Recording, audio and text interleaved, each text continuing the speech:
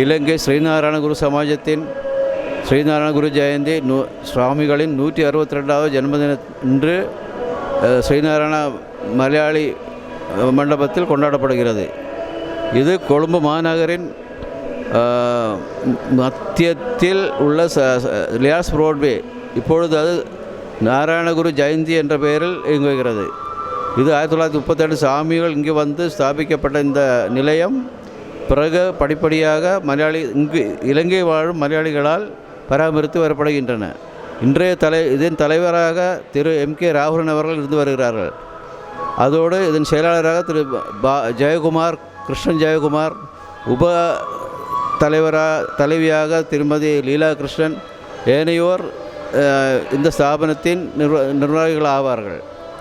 இந்நிலையம் ஒவ்வொரு வருடமும் இது ஸ்ரீ ஜெயந்தி விழா கொண்டாடப்படுகிறது.